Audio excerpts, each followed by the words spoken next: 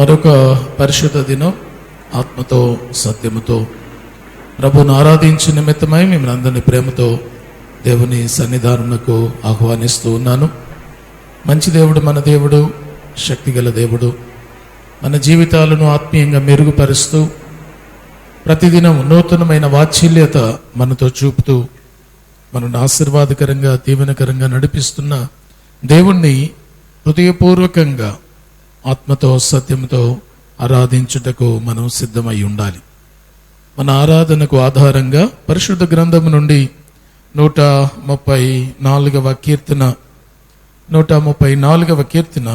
యాత్రా కీర్తనలో భాగంగా వ్రాయబడిన కీర్తనగా పై మాటల ద్వారా మనం తెలుసుకుంటూ ఉన్నాం.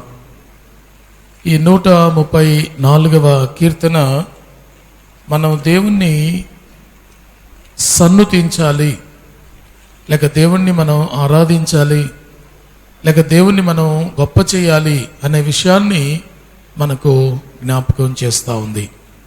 దేవుణ్ణి ఆరాధించేవారు, దేవుణ్ణి సన్నుతించేవారు, దేవుని నామాన్ని గొప్ప చేసేవారు ఎలా ఆయన స్తుతించాలో భక్తుడు చెప్తూ ఉన్న మాట.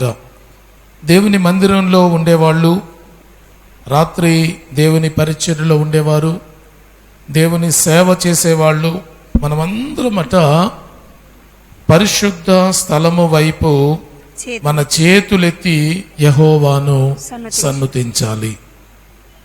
దేవుణ్ణి ఆరాధించేవారట తమ చేతులెత్తి పరిశుద్ధ సన్నిధి వైపు చేతులు చాపి పరిశుద్ధ సన్నిధి వైపు చేతులెత్తి ఆరాధించాలి, గణపరచాలి, సన్నుతించాలి అని కీర్తనాకారుడు ఈ కీర్తనలో మనకు తెలియపరుస్తూ ఉన్నాడు.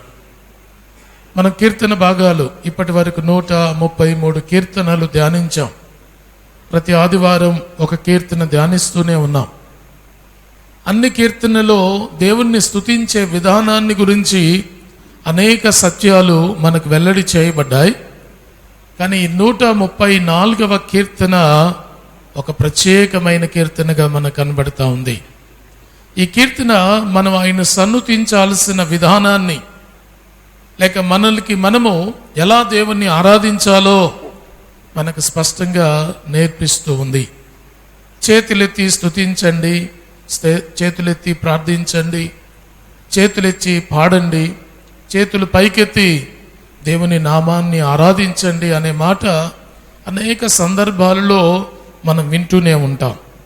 చేతులెత్తుట వలన దేవుడు మహిమ పరచబడతాడు. మన చేతులెత్తుట వలన మనము 7 నిర్ణయాలు తీసుకుంటున్నట్లుగా వాక్యం మనకు బోధిస్తుంది. చేతులు ఎత్తడం అంటే ఏదో యాదృచ్ఛికంగానో ఆచారంగానో, లేక హల్లెలూయా అన్నప్పుడు చేయెత్తడమో, స్తోత్రం అన్నప్పుడు చేయెత్తడమో, దేవుని నామానికి మహిమ కలుగును గాక అంటే చేయెత్తడమో, ఇవన్నీ మనం ప్రతి ఆరాధనలో లేక ప్రతి సందర్భంలో మనం ఆచరిస్తున్న పద్ధతులే. అయితే ఈ చెయ్యెత్తుటలో ఒక ప్రత్యేకత ఉంది. చెయ్యెత్తడంలో ఒక ప్రత్యేకమైన అనుభవం ఉంది. పరిశుద్ధ గ్రంథంలో చెయ్యెత్తుటలో ఉన్న 7 ఉద్దేశాలు లేక 7 ప్రాధాన్యతలు మనం బైబిల్లో చదవగలుగుతాం. చూడండి, మొట్టమొదటిగా చెయ్యెత్తుట అంటే ఎజ్రా గ్రంథం 9వ అధ్యాయము, ఎజ్రా గ్రంథం 9వ అధ్యాయము 5-6 వచనాలను మనం చూస్తే అక్కడ చెయ్యెత్తుటకు ఉన్న మొదటి ఉద్దేశం మనకు కనబడుతుంది. సాయంత్రపు అర్పణ వేళను శ్రమ తీరగా నేను లేచి నా వస్త్రమును పై దుప్పటిని చింపుకొని మోకాళ్ల మీద పడి నా దేవుడైన యెహోవా తట్టు చేతులెత్తి, నా దేవా, నా దేవా, నా ముఖము నీ వైపు ఎత్తుకొనుటకు సిగ్గుపడి కిన్నుడనై ఉన్నాను.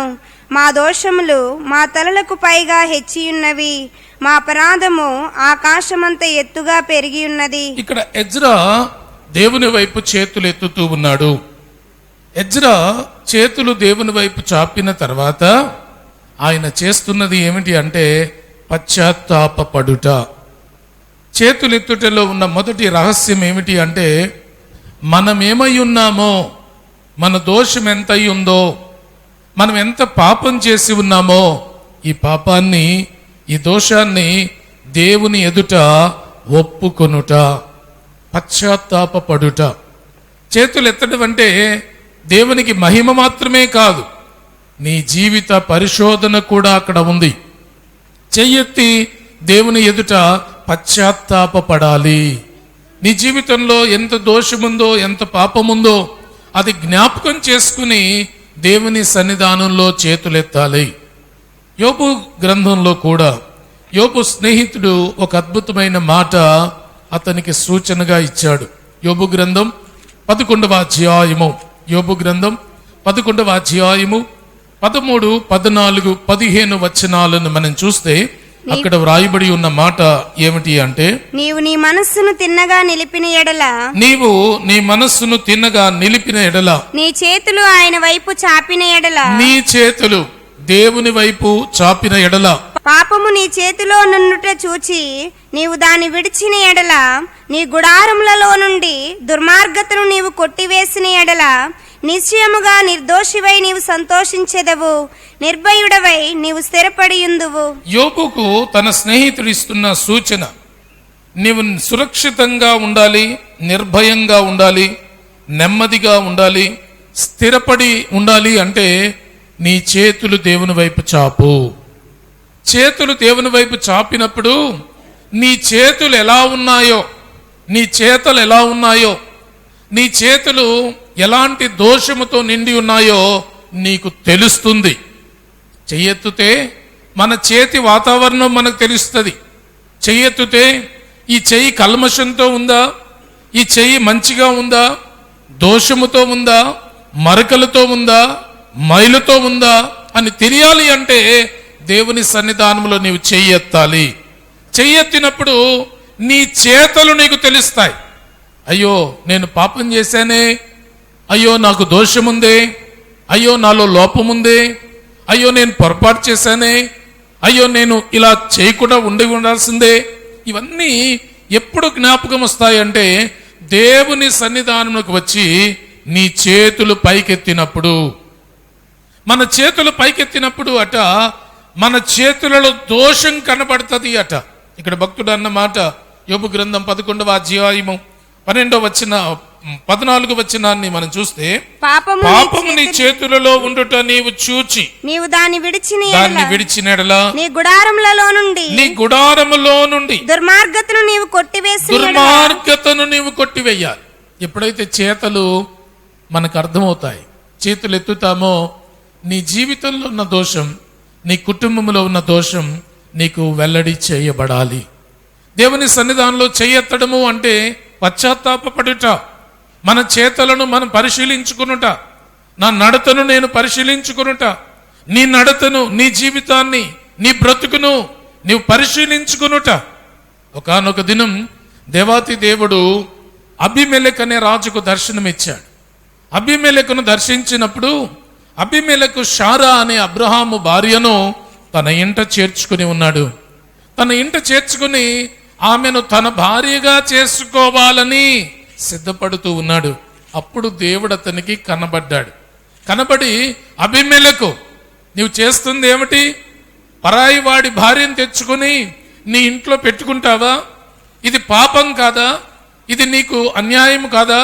ఇది నీ జీవితానికి దోషం కాదా అని అడిగినప్పుడు అబీమెలెకు ఖిన్నుడై దేవునితో మాట్లాడడం ప్రారంభించాడు. ఆదికాండం 20వ అధ్యాయము 5వ వచనాన్ని మనం చూస్తే అబీమెలెకు అంటాడు, ఈమె నా చెల్లెలని అతడు నాతో చెప్పలేదా? మరియు ఆమె కూడా అతడు నా అన్న అనెను. నేను చేతులతో ఏ దోషము చేయక, నేను నా చేతులతో ఏ దోషము చేయక యథార్థ హృదయంతో ఈ పని చేశాను అని దేవుని దగ్గర తన్ను తాను ప్రకటించుకున్నాడు. దేవుడు వెంటనే హెచ్చరించడానికి వచ్చాడు అబీమెలెకును. అబీమెలెకు నువ్వు చేసింది తప్పు అన్నప్పుడు వెంటనే తన చేతులు చూపించాడు దేవుని వైపు. దేవా చూడు, నా చేతులు నిర్దోషంగా ఉన్నాయి, నేను యథార్థంగానే ఉన్నాను, నేనేం తప్పు చేయలేదు. అతడు ఆమె చెల్లి అన్నాడు కనుక తెచ్చుకున్నాను, ఆమె కూడా ఆయన అన్నయ్య అని చెప్పింది, అందుకే భారీగా స్వీకరించడానికి తెచ్చుకున్నాను తప్ప నేను స్వతహాగా ఏ తప్పు చేయలేదు, నేను తప్పిదం చేయలేదని తన్ను తాను దేవుని ఎదుట తన చేతులనెత్తి దేవునికి చూపించాడు.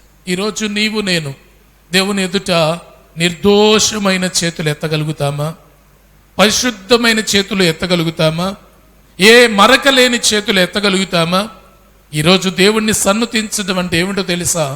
దోషరహితమైన చేతులతో ఆయనను స్తుతించాలి. నీ దోషానికి ఏ మరక అంటుకోకుండా, నీ చేతుల్లో ఏ దోషము లేకుండా, నీ జీవితంలో ఏ లోపము లేకుండా నిర్దోషంగా చేతులు పైకి ఎత్తడం నేర్చుకోవాలి. ఇర్మియా గ్రంథం 44వ అధ్యాయము 25వ వచనాన్ని మనం చూస్తే చాలా లౌంచే.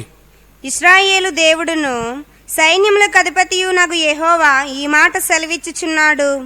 ఆకాశరాణికి ధూపము వేయుదుమనియు ఆమెకు పానార్పణములు అర్పింతుమనియు మేము మొక్కుకొనున్న మొక్కుబళ్లను నిశ్చయముగా నెరవేర్చుదుమనియు మేము మొక్కుకున్న మొక్కుబళ్ళు నిశ్చయముగా చెల్లింతుము అనియు మీరు మీ భార్యలు మీ నోటితో పలికి మీ చేతులతో నెరవేర్చుచున్నారే. నిజముగానే మీ మొక్కుబళ్ళను మీరు మొక్కుదురు. నిజముగానే మీ మొక్కులను మీరు నెరవేరుస్తూ ఉన్నారు. దేవుడు ఇశ్రాయేలీలకు ఒక సూచన, ఒక హెచ్చరిక చేశాడు. మీరేమో నాతో ఉన్నట్లుగా ఉన్నారు, కానీ మీ మొక్కుబళ్ళన్నీ వేరుగా ఉన్నాయి. ఆకాశవానికి మొక్కుకుంటున్నారు, మేము మొక్కుకున్న మొక్కుబళ్ళు ఉన్నాయని చెప్తున్నారు, వాటిని చెయ్యాలి అని చెప్తున్నారు, అవి చేయకపోతే ప్రమాదము అంటున్నారు.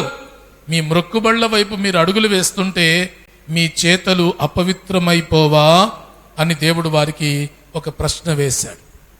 ఈరోజు దేవుని ప్రజలంగా, దేవుని బిడ్డలంగా మన చేతులను మనం ఒకసారి పరిశీలించుకోవాలి. దేవునితో నడవాలని నీవు నిర్ణయించుకున్నప్పుడు, దేవునితో జీవితం అని నీవు అనుకున్నప్పుడు నీ చేతులు దేవుని ప్రత్యక్షతను కలిగినవిగా ఉండాలి. నీ చేతులలో ఏ పొరపాటు ఉండకూడదు. తిరిగి అన్య ఆచారం కానివ్వండి, అన్య సాంప్రదాయం కానివ్వండి, అన్యుల పోకడలు కానివ్వండి, అన్యుల పద్ధతులు కానివ్వండి, మొక్కుకున్నానండి ఎప్పుడో అవి చేసేస్తాను, నాదేముంది, నేనేం చేయకుండా నిలబడతాను, నేనేం ముట్టుకోకుండా అక్కడ ఉంటాను, నేను అసలు లోపలికే వెళ్లకుండా బయట ఉంటాను అంటే అది నీకు దోషం కాదా అని దేవుడు ఇశ్రాయేలీలను అడిగాడు.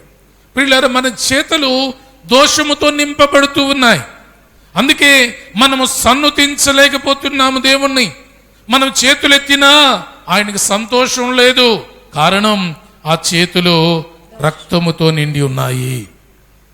మనం చేతులెత్తినా దేవునికి ఆనందం కలగడం లేదు.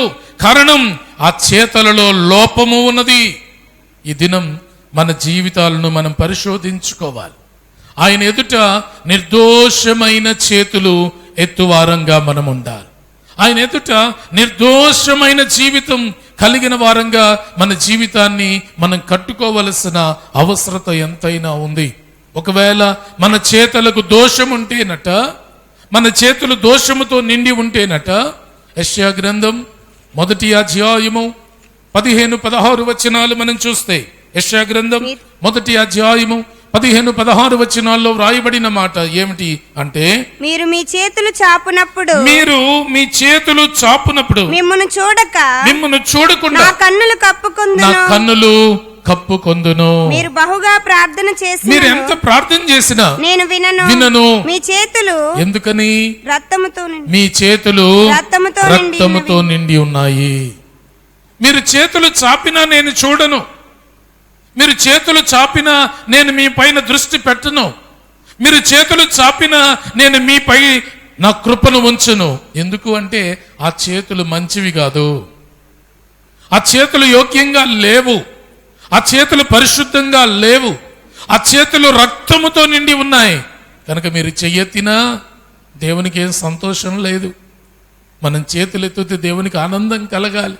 నా బిడ్డ నా ఎదుట చేతులెత్తాడు అని ఆయన సంబరపడాలంటే ఆ చేతులు దేవునికి యోగ్యంగా ఉండాలి. ఆ చేతులు మీరు చేతులెత్తినా నేను చూడలేను, ఎందుకు అంటే ఆ చేతులు దోషముతో నిండి నిండి ఉన్నాయి. యేసయ్యతో నడుస్తున్న శిష్యులట యేసయ్యతో ఉన్నారు. మార్కు సువార్త 7వ అధ్యాయము 2వ వచనాన్ని మనం చూస్తే అక్కడ వ్రాయబడుతున్న మాట ఏమిటి అంటే, ఆయన శిష్యులలో కొందరు అపవిత్రమైన చేతులతో అనగా కడగబడని చేతులతో భోజనము చేయుచుండిరి. వీరెవరు? అన్యులు కాదు, శిష్యులు. వీరెవరు? దూరస్తులు కాదు, దేవునితో ఉన్నవారు. వీరెవరు? దేవుని కొరకు అపోస్తులుగా పిలువబడిన వారు. కానీ వారికి ఏం లేదట, కడగబడిన స్థితి లేదు. అపవిత్రమైన చేతులు కలిగి ఉన్నారు. అపవిత్రమైన చేతులతో దేవుని సముఖానికి వచ్చారు. అపవిత్రమైన చేతులతో దేవునితో అడుగులు వేస్తున్నారు. అపవిత్రమైన చేతులతో దేవునితో అడుగులు వేస్తూ నడుస్తున్నారు. ఈరోజు నీ జీవితం ఎలా ఉంది? పవిత్రంగా ఉన్నావా? అపవిత్రంగా ఉన్నావా? పరిశుద్ధత కలిగి ఉన్నావా? లేక దోషముతోనే నింపబడి ఉన్నావా? ఈ దినం మన చేతులు ఎత్తినప్పుడు మనల్ని మనం దేవుని దగ్గర పశ్చాత్తాపపడాలి. ప్రభువా, నా చేతులు దోషముతో నింపబడ్డాయి. నా చేతులు కడగాలని నీ వైపు చాపుతున్నాను. నా చేతులు శుభ్రపరచబడాలని నీ వైపు చాచుచున్నాను.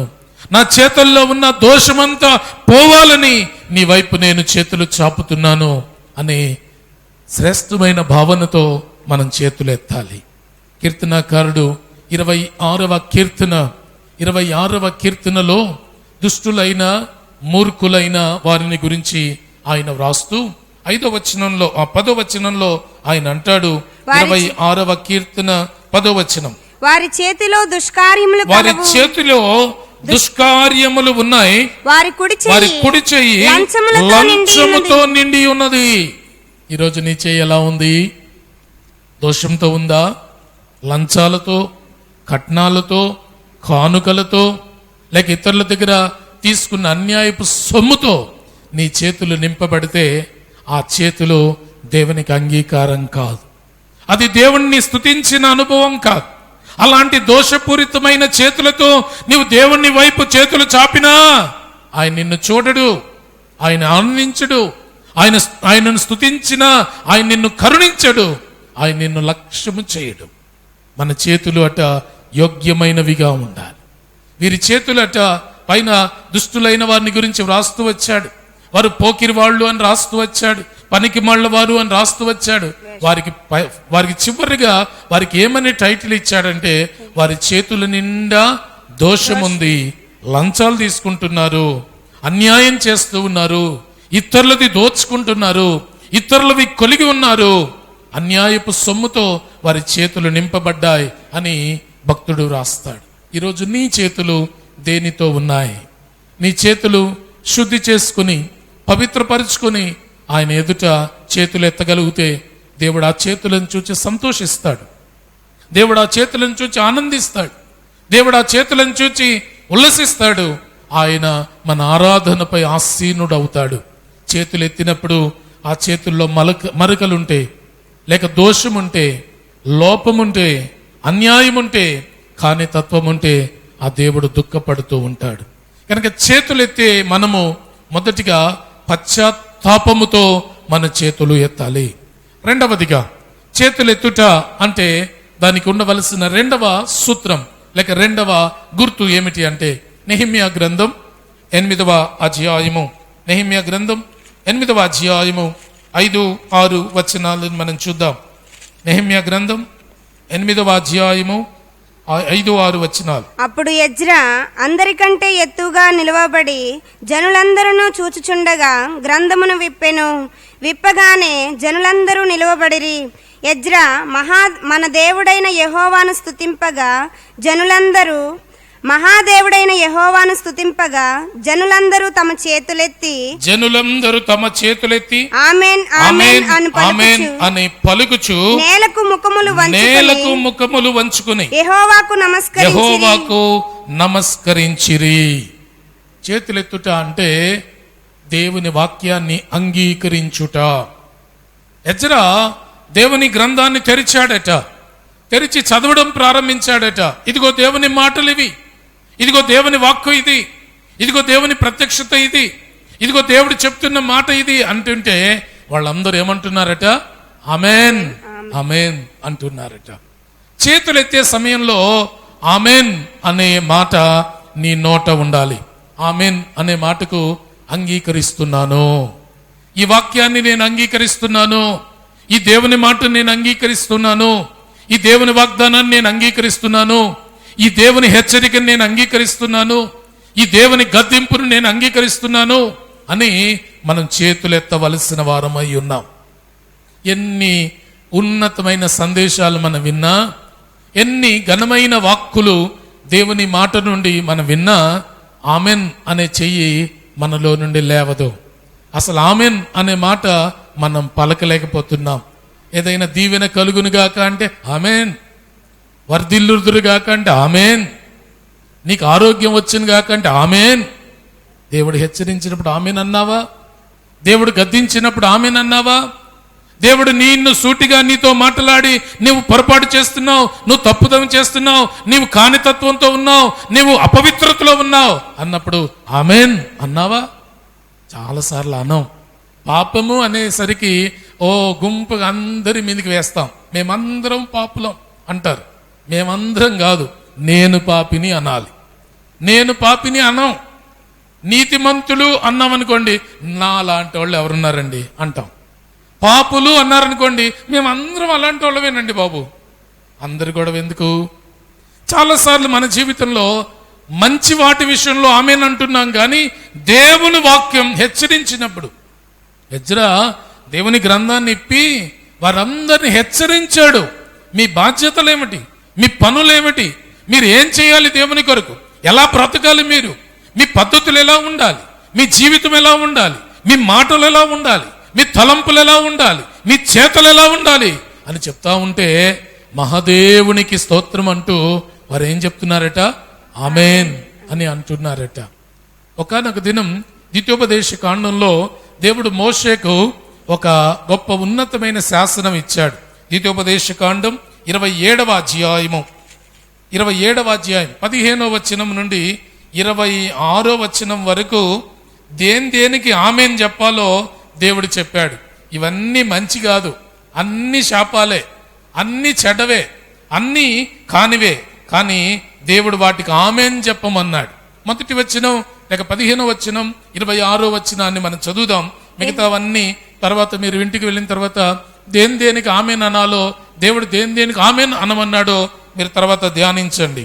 యెహోవాకు హేయముగా శిల్పి చేతులతో మలిచిన విగ్రహమునే గాని పోత విగ్రహమునే గాని చేసి చాటున నుంచువాడు శాపగ్రస్తుడని ఎలుగెత్తి ఇశ్రాయేలీలందరితోనూ చెప్పగా ఆమెన్ అనవలెను. ముందు తెచ్చినోడు కాదు, చాటున ఉన్నోడు. కొంతమంది చాటు దొంగలు ఉంటారు.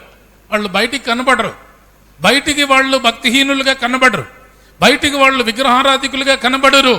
లోపల విగ్రహారాధన కలిగి ఉంటారు, లోపల అపవిత్రత కలిగి ఉంటారు. ఇక్కడ భక్తుడు అన్నాడు, దేవుడు అన్నాడు, అలా ఎవడైనా ఉంటే వాడు శాపగ్రస్తుడు అని మోషే నువ్వు చెప్పు, ప్రజలందరూ ఏమనాలి? ఆమెన్. దానికి ఆమెన్ అంటామా? మన మీద శాపం వచ్చునుగా కంటే ఆమెన్ అంటామా? ఒకవేళ దేవునికి కాని తత్వం మనం కలిగి ఉన్నామంటే ఆమెన్ అంటామా? 16వ వచనం చూడండి, అక్కడ ఏముంది? తన తండ్రినైనను తన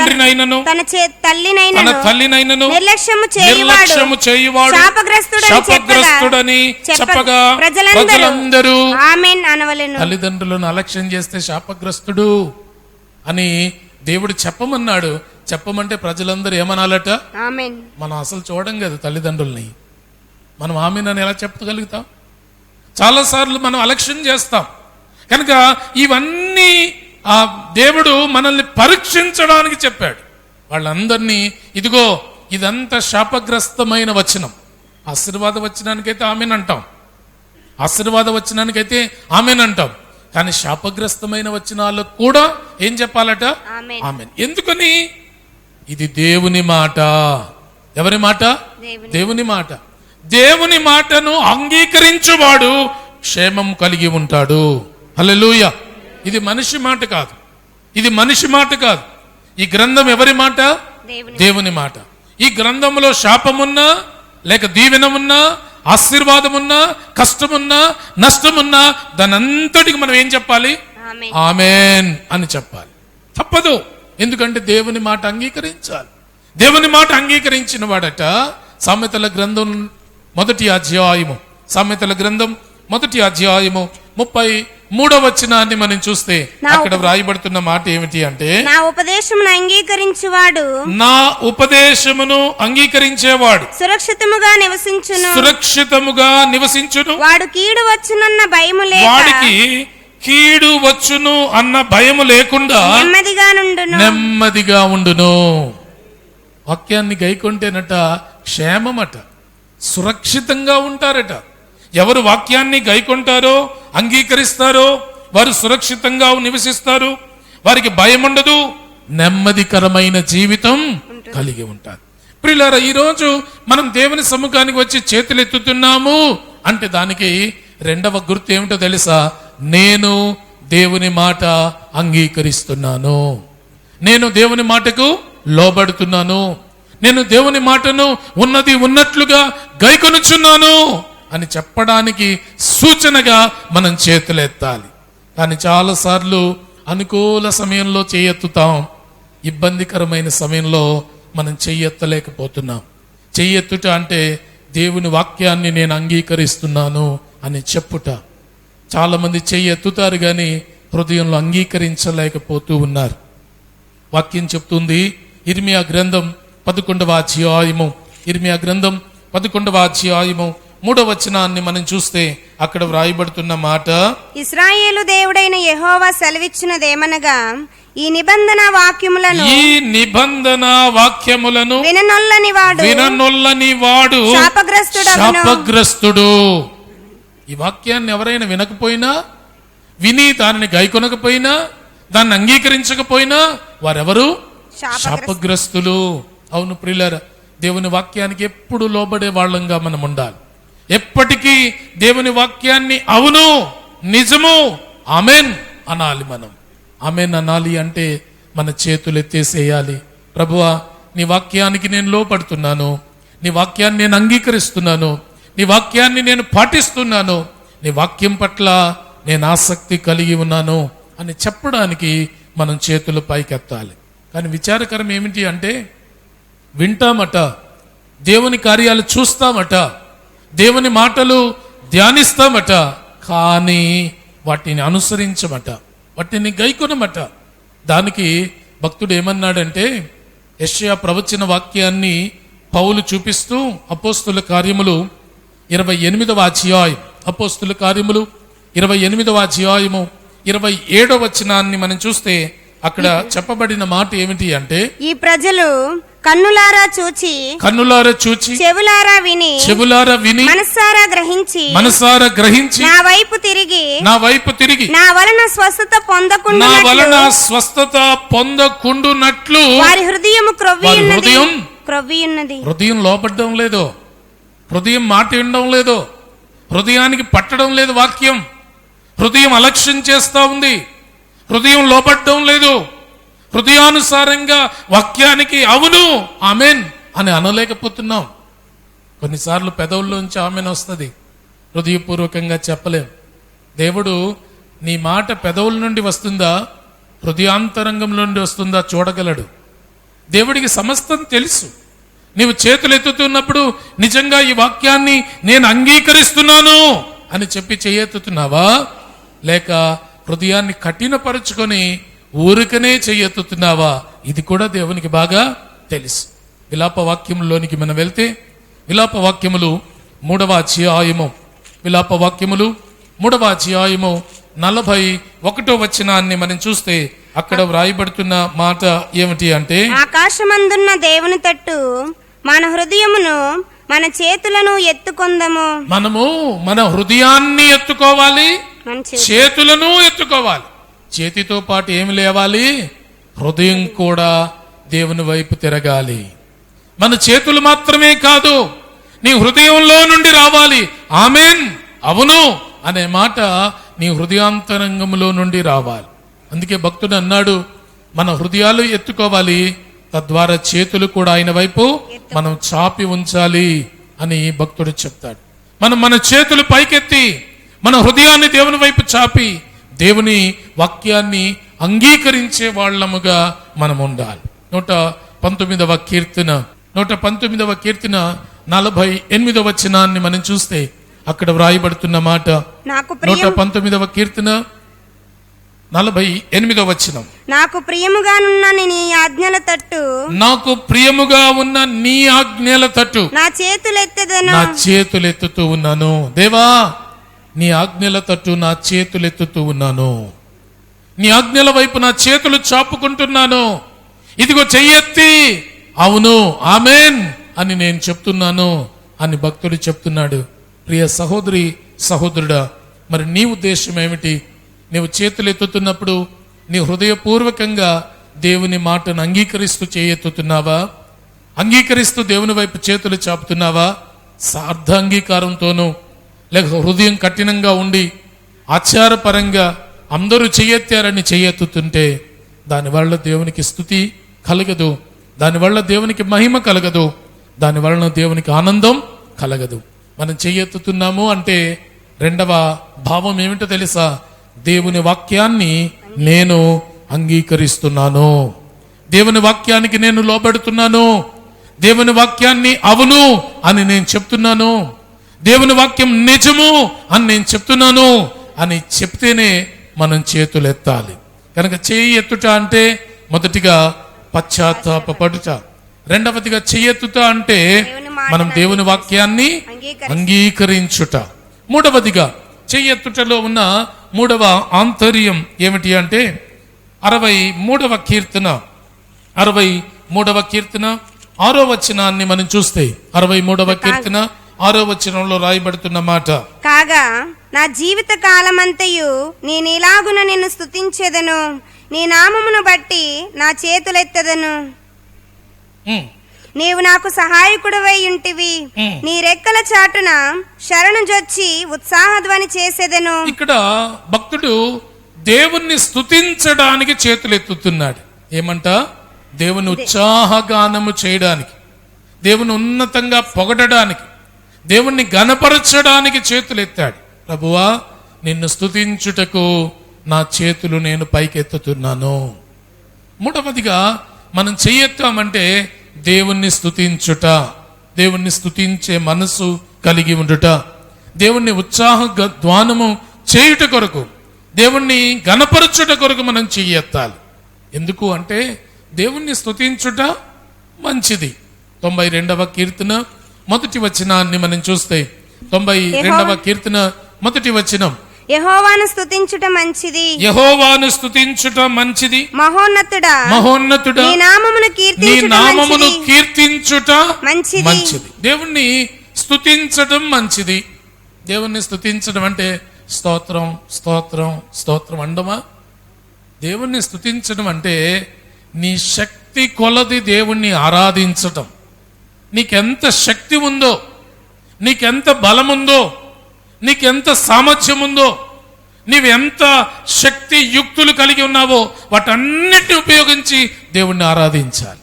శక్తిని ఉపయోగించడం అంటే నీ చేతులు ఎంతసేపు నువ్వు ఎత్తగలుగుతావు, నీ శక్తిని దేవుని కొరకు వాడడం. చాలాసార్లు దేవుణ్ణి స్తుతించే విషయంలో చాలా పొదుపును పాటిస్తాం మనం. దేవుణ్ణి స్తుతించే విషయంలో పొదుపు.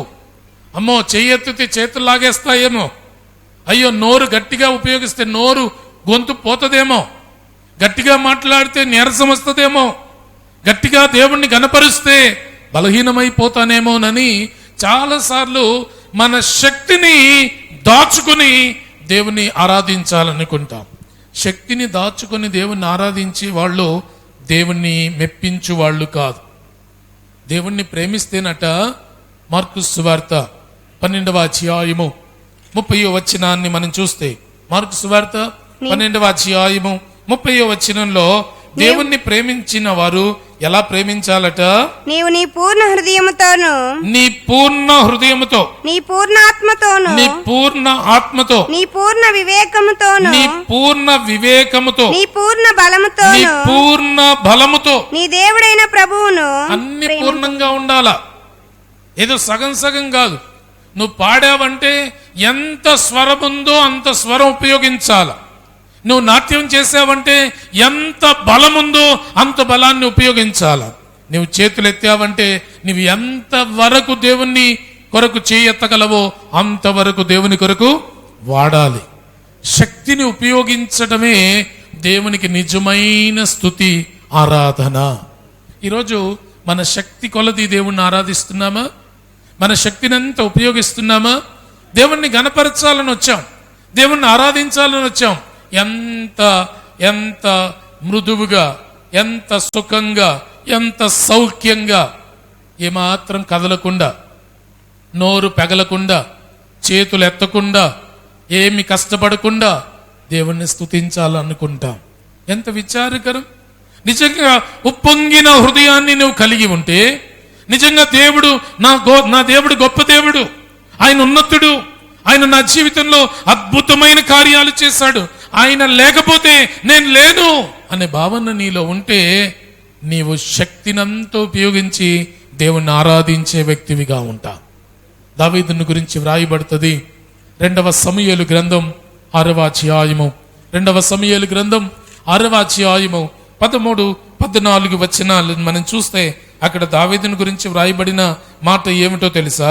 ఎట్లనగా యెహోవా మందసమును మోయువారు 6 అడుగులు సాగగా ఎద్దు 1 క్రొవ్విన దూడ 1 వధింపబడెను.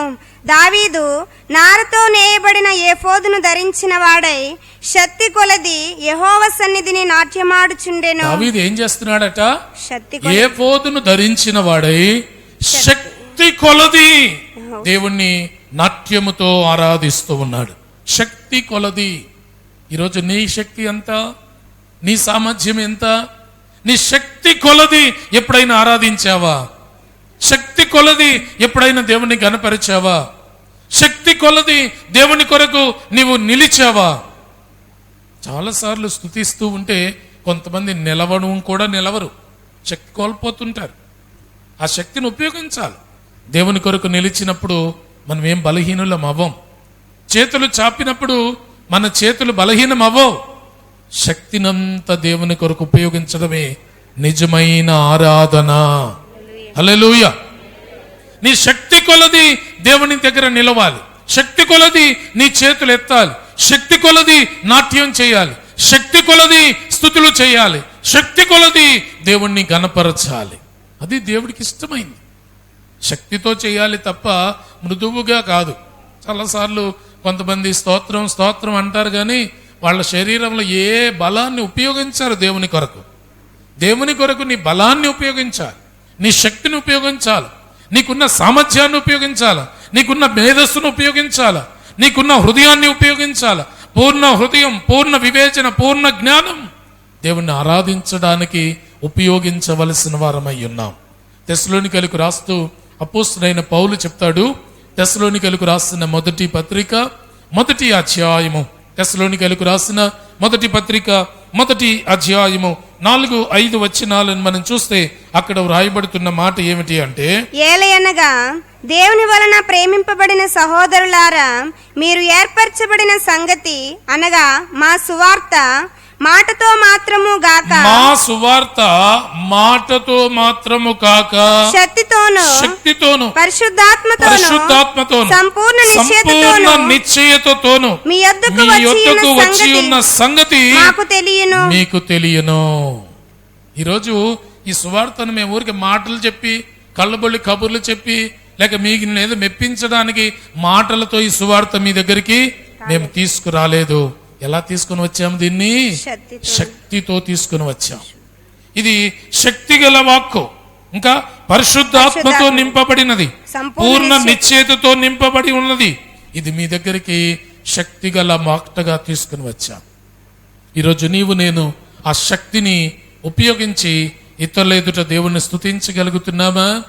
శక్తి కొలది నీవు ఆరాధిస్తే ఇతరుల జీవితాలు స్పందించబడతాయి, ఇతరులు గణపరచబడతారు, ఇతరులు కూడా దేవుని ఘనతను చూస్తారు, వారు కూడా స్పందించబడతారు.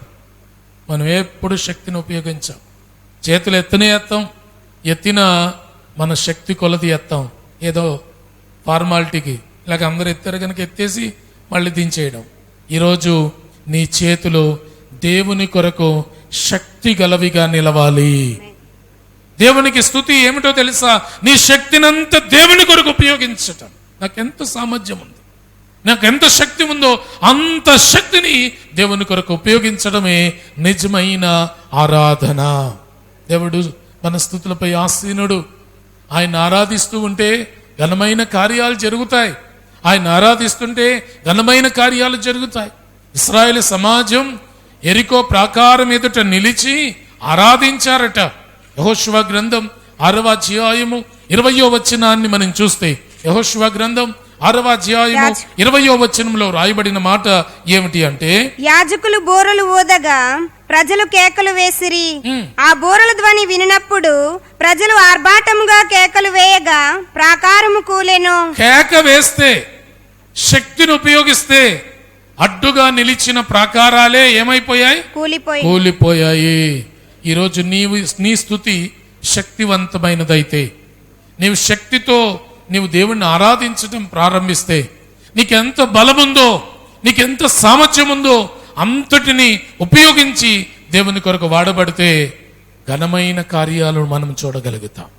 సోమరివాడట, సామెతల గ్రంథాన్ని మనం చూస్తే సోమరివాడి గురించి సామెతల గ్రంథం 21వ అధ్యాయము, సామెతల గ్రంథం 21వ అధ్యాయము 25వ వచనాన్ని మనం చూస్తే అక్కడ వ్రాయబడుతున్న మాట, సోమరివాని చేతులు పనిచేయనొల్లవు, వాని ఇచ్చ వానిని చంపును. కొంతమంది నిర్జీవులుగా ఉంటారు, స్పందన లేని విశ్వాసులు. అందరూ స్తుతిస్తున్నా స్తుతించని వారు, అందరూ కదులుతున్నా కదలని వారు, అందరూ చెయ్యెత్తినా చెయ్యెత్తని వారు. వాళ్ళు ఎవరట? సోమరులు. వారి ఇచ్చ వారిని నిర్జీవ స్థితికి, చనిపోయిన స్థితికి తీసుకువెళ్ళింది అట. నిజంగా సోమరితనం చేతులు ముడుచుకునేలా చేస్తుంది.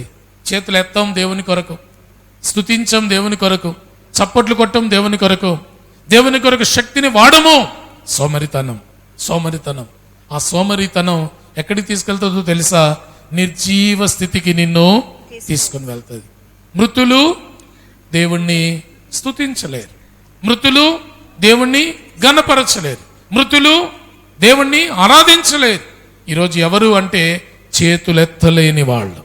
దేవుణ్ణి ఆరాధిస్తున్నాము అంటే నీ చేతులు పైకెత్తి శక్తి కొలది దేవుణ్ణి గణపరచటం నేర్చుకోవాలి. కనుక చేతులు పైకెత్తుట అంటే నేను దేవుణ్ణి నా శక్తి కొలది నేను ఆరాధిస్తున్నాను అని చెప్పడానికి కారణం. 4వదిగా చెయ్యి ఎత్తుట అంటే దానికి 4వ కారణం ఏమిటి అంటే 88వ కీర్తన 9వ వచనాన్ని మనం చూస్తే, 88వ కీర్తన 9వ వచనం, బాధ చేత నా కన్ను క్షీణించుచున్నది, యెహోవా ప్రతిదినము నేను నీకు మొర్రపెట్టుచున్నాను, నీ వైపు నా చేతులు చాపుచున్నాను. నీ వైపు నా చేతులు చాపి నేను నిన్ను మొరపెట్టుచూ ఉన్నాను. హల్లెలూయా. చేతులు ఎత్తడం అంటే మొదటిగా ఏమిటి? పశ్చాత్తాపపడుట. రెండవదిగా దేవుని మాటను అంగీకరించుట. మూడవదిగా శక్తి కొలది దేవుణ్ణి ఆరాధించుట. 4వదిగా దేవుని ప్రార్థించుట. చేతులెత్తుట అంటే ఏమిటట? ప్రార్థించుట. భక్తుడు అన్నాడు, దేవా నేను నిన్ను ప్రతిదినము మొరపెట్టుచూ ఉన్నాను. ఆ మొరకు సూచన ఏమిటంటే నా చేతులు మీ వైపు చాపుకొని ఉన్నాను. దేవుణ్ణి ప్రార్థించటం అంటే ఆయన వైపు మనము చేతులు చాపుట. చాలాసార్లు ప్రార్థన విషయంలో మనం చాలా వెనకబడిపోయి ఉన్నాం.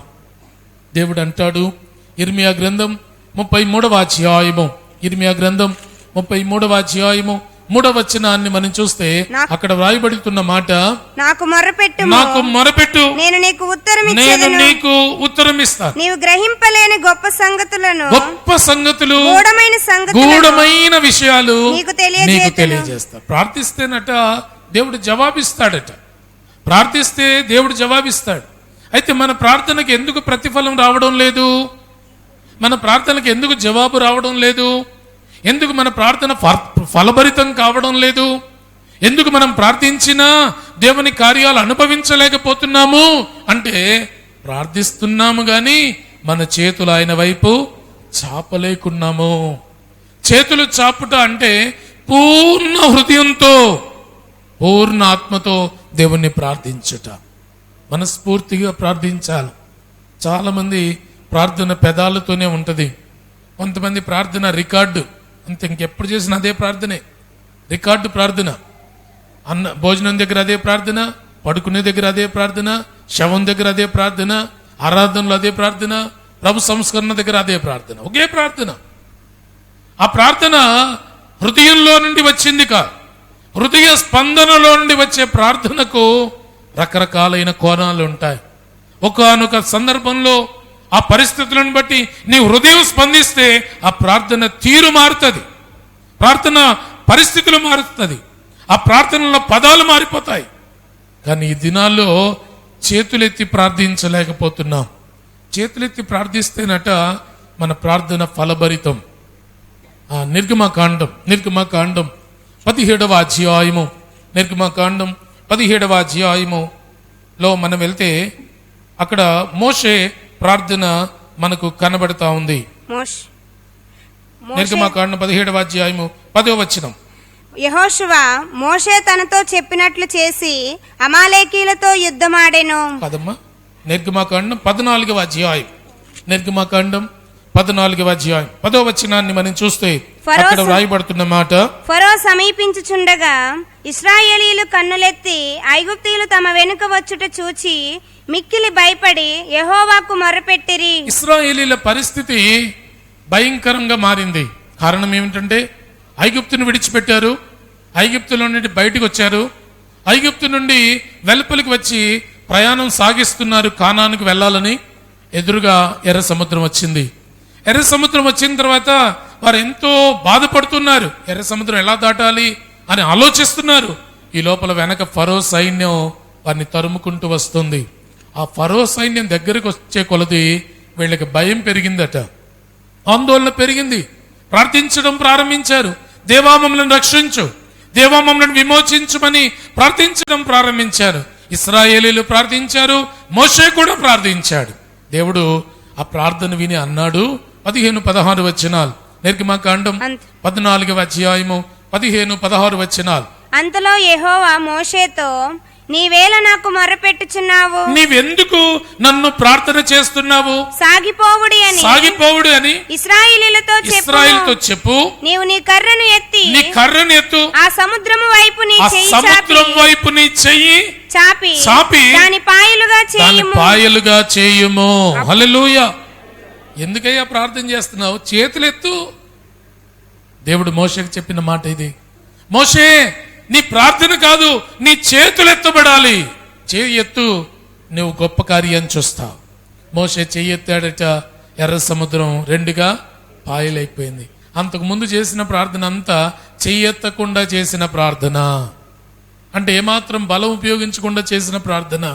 ప్రియులారా, ప్రార్థించే సమయంలో జాగ్రత్తలు ఏమిటి అంటే మోకరించి ప్రార్థించాలా, ప్రార్థిస్తే మోకరించి ప్రార్థించాలా. మోకరించడం కుదరలేదు, కూర్చొని మాత్రం చేయొద్దు, నిలబడి చేయాలా. మోకరించడం కుదరలేదు అని చెప్పేసి భోజనం బల్ల దగ్గర కూర్చున్నట్టు కూర్చొని ప్రార్థన చేయకూడదు, నిలబడి ప్రార్థన చేయి. అంటే ప్రార్థన చేసే సమయంలో నీ శక్తిని నువ్వు ఖర్చు చేయాలా. ఏమీ లేకుండా కొంతమంది పడక మీద పడుకొని ప్రార్థన, ఎందుకు పనికిరాని ప్రార్థన, ఏమి రాదు. కొంతమంది కుర్చీలో కూర్చొని ప్రార్థన, అది ఇంక ఎందుకు పనికిరాని ప్రార్థన. ఆ ప్రార్థన కూడా జోగుతూ ఉంటుంది. ప్రార్థన మన శక్తితో చేయాలి. చేతులెత్తి ప్రార్థన చేయి మోషే. ఎందుకు మామూలుగా చేస్తున్నావు? ప్రజలందరూ ఎందుకు ప్రార్థిస్తున్నారు? మానేమను, అడుగులు వేయమను, నడవమని చెప్పు. నీ చేతులు సముద్రం వైపు చాపు అని చెప్పగానే సముద్రం రెండుగా విడిపోయింది. ఈరోజు నీవు నేను శక్తిగల ప్రార్థనలు చేయాలి. కనుక ప్రార్థించడానికి నా శక్తిని ఉపయోగిస్తానని చెప్పడానికే మనం దేవుని ఎదుట చెయ్యి చాపవలసిన వారమై ఉన్నాం. చెయ్యెత్తి ప్రార్థించుట, చెయ్యెత్తి దేవుని వైపు మొరపెట్టుట. సొలొమోను దేవాలయం కట్టిన తర్వాత ప్రజలందరి సమక్షంలో ఇలా ప్రార్థిస్తున్నాడు. 2వ దినవృత్తాంతములు 6వ అధ్యాయము 12, 13 వచనాలను మనం చూస్తే 2వ దినవృత్తాంతములు 6వ అధ్యాయము 12, 13 వచనాల్లో మోషే ప్రార్థన ఎలా ఉంది అంటే, ఇశ్రాయేలీలందరూ సమాజముగా కూడి చూచుచుండగా యెహోవా బలిపీఠము ఎదుట నిలిచి తన చేతులు చాపి ప్రార్థన చేసెను. తాను చేయించిన 5 మూరల పొడవును 5 మూరల వెడల్పును 3 మూరల ఎత్తును గల ఇత్తడి చప్పరమును ముంగిటి ఆవరణమునందుంచి దాని మీద నిలిచియుండి సమాజముగా కూడియున్న ఇశ్రాయేలీలందరి ఎదుటను మోకాళ్ళుని చేతులు ఆకాశము వైపు చాపి సొలొమోను ఇట్లని ప్రార్థన చేసెను. ఇక్కడ 2 రకాలైన అనుభవాలు. ఒకటి నిలుచుండి చేతులు చాపాడు, రెండవది మోకరించి చేతులు చాపాడు. ప్రార్థించడానికి సొలొమోను మనకు ఒక మంచి సూచన లేక మంచి ప్రార్థించే భంగిమను మనకు నేర్పిస్తాడు. ప్రార్థించే సమయంలో నీవు నిలబడి చేతులైన చాపు, లేక మోకరించైనా చేతులు దేవుని సన్నిధి వైపు చాపాలి. ఎప్పుడైతే మనం ఈ విధంగా ప్రార్థిస్తామో ఆ ప్రార్థనకు ప్రతిఫలం ఉంటుంది, ఆ ప్రార్థన విజయవంతంగా ఉంటుంది, ఆ ప్రార్థనకు జయం వస్తుంది, ఆ ప్రార్థన దేవుడు అంగీకరిస్తాడు, ఆ ప్రార్థనకు దేవుడు జవాబు అనుగ్రహిస్తాడు. అందుకే తిమోతికి రాస్తూ అపోస్తలుడైన పౌలు చెప్పిన మాట, తిమోతికి రాసిన మొదటి పత్రిక 2వ అధ్యాయము, తిమోతికి రాసిన మొదటి పత్రిక 2వ అధ్యాయము 8వ వచనాన్ని మనం చూస్తే, కావున ప్రతి స్థలమందును పురుషులు కోపమును సంశయమును లేనివారై పవిత్రమైన చేతులెత్తి ప్రార్థన చేయవలనని కోరుచున్నాను. ప్రార్థన చేయడానికి ఎందుకు చేతులు ఎత్తాలి అంటే, ఆ చేతులు ఎత్తడంలో ఏముందట? కోపము సంశయము లేని వారము అని చెప్పుకోవడం. కొంతమంది కోపపు ప్రార్థనలు ఉంటాయి. అంటే ఏం ప్రార్థన? వాళ్ళని శపించేయి, వీళ్ళని శపించేయి, వాళ్ళు అయిపోవాలి, వీళ్ళు అయిపోవాలి, వాళ్ళ కుటుంబాలు అయిపోవాలి. ఈ కోపం ప్రార్థనలో చేయెత్తినట్లుగా కాదు. సంశయము అంటే అనుమానం ఉన్న వాళ్ళు ఆ ప్రార్థనకు జవాబును పొందుకోలేదు. నమ్మగలిగితే ప్రార్థనకు జవాబు ఉంటది. నువ్వు నమ్మిన ఎడల దేవుని కార్యాలను చూస్తావు. ప్రార్థించినప్పుడు నమ్మకం ఉండాలి. నాకు నమ్మకం ఉంది, నాకు కోపం లేదు, నేను పవిత్రంగా ఉన్నాను అని చెప్పడానికి కారణం ఏంటంటే, నీవు ప్రార్థించే సమయంలో నీ చేతులు పైకెత్తుట. ఈ చేతులు పైకెత్తుట వలన నీవు దేనిని ఆమోదిస్తున్నావంటే, నేను దేవుని ఎడల యథార్థంగా ఉన్నాను, నాకు అనుమానం ఏమీ లేదు, నాకు కోపం ఏమీ లేదు, నేను పవిత్రంగానే ఉన్నాను అని చెప్పగలిగినందుకు మనం చేతులు పైకెత్తాలి. ఈ దినం మనం చేతులు ఎత్తుట అంటే దేవుని ఎదుట ఒక మంచి నిర్ణయంతో ప్రార్థించుట, మంచి నిర్ణయంతో దేవుణ్ణి మొరపెట్టుట, అది మన జీవితంలో ఉండవలసిన లక్షణమై ఉంది. మనం ఎప్పుడైతే అలా చేతులెత్తి ప్రార్థిస్తామో ఆ ప్రార్థనకు దేవుడు జవాబునిస్తాడు. కీర్తనాకారుడు అంటాడు, 28వ కీర్తన 2వ వచనాన్ని మనం చూస్తే, 28వ కీర్తన 2వ వచనంలో రాయబడుతున్న మాట ఏమిటి అంటే, నేను నీకు మొరపెట్టినప్పుడు నీ పరిశుద్ధ ఆలయము వైపునకు నా చేతులు ఎత్తునప్పుడు నా విజ్ఞాపనము ఆలకించుము. అయ్యా, నీ వైపు నా చేతులు చాపుకుంటాను, నీ వైపు నా చేతులు ఎత్తుతాను, ఎత్తినప్పుడు నా ప్రార్థనను ఆలకించండి. అవును ప్రియులారా, ఎవరైతే చెయ్యెత్తి ప్రార్థిస్తారో వారి ప్రార్థన దేవుడు ఆలకిస్తాడు. చెయ్యెత్తి ప్రార్థించుట అంటే నేను దేవుని ఎడల యథార్థంగా ఉన్నాను, అనుమానం లేకుండా ఉన్నాను, పవిత్రంగా ఉన్నాను, కోపము లేని వాడిగా ఉన్నాను అని చెప్పడానికి ప్రార్థనలో మనం చెయ్యెత్తాలి. 5వదిగా మనం చూస్తే చేతులు ఎత్తుటకు 5వ కారణం ఏమిటి అంటే, 141వ కీర్తన 2వ వచనాన్ని మనం చూస్తే చెయ్యెత్తడానికి ఉన్న 5వ కారణం ఏమిటి అంటే, నా ప్రార్థన ధూపము వలెను, నేను చేతులెత్తుట సాయంకాల నైవేద్యము వలెను. నేను చేతులెత్తుట సాయంకాల నైవేద్యము వలెను, నీ దృష్టికి అంగీకారమగునుగాక. చేతులెత్తడం అంటే నైవేద్యం అర్పించటము, నైవేద్యము సమర్పించటము. చేతులు ఎత్తడము అంటే దేవునికి నైవేద్యాన్ని ఇవ్వడం. ఇంకా చెప్పాలంటే మనకు మనము దేవునికి సమర్పణ చేసుకోవడము. చేతులు ఎత్తేయడం అంటే ఆయనకు లొంగిపోవడము, ఆయనకు లోబడిపోవడము. నైవేద్యానికి ఇంకొక మాట ఏమిటి అంటే లేవియాకాండం 2వ అధ్యాయము, లేవియాకాండం 2వ అధ్యాయము 1వ వచనాన్ని మనం చూస్తే నైవేద్యం అంటే ఏమిటట? ఒకడు యెహోవాకు నైవేద్యము చేయనప్పుడు అతడు అర్పించినది గోధుమ పిండిదై ఉండవలెను. అతడు దాని మీద నూనె పోసి సాంబ్రాణి వేసి యాజకులకు అహరోను కుమారుల యొద్దకు దానిని తేవలెను. అందులో నుండి యాజకుడు తన చేరతో చేరుడు నూనెయు చేరుడు గోధుమ పిండియు దాని సాంబ్రాణి అంతయు తీసుకొని యెహోవాకు ఇంపైన సువాసన గల హోమముగా బలిపీఠము మీద అందులో ఒక భాగమును జ్ఞాపకార్థముగా దహింపవలెను. నైవేద్యము అంటే దేవునికి హోమము చెల్లించడము. ఎలాంటి హోమమట? సువాసన కలిగిన హోమము. నైవేద్యంలో హోమము ఉండాలి అంటే, లేక దేవునికి ఆ పొగ లేక ఆ చక్కటి సువాసన కలిగిన ఆ ధూపం ఆయన సన్నిధికి చేరడమే నైవేద్యము.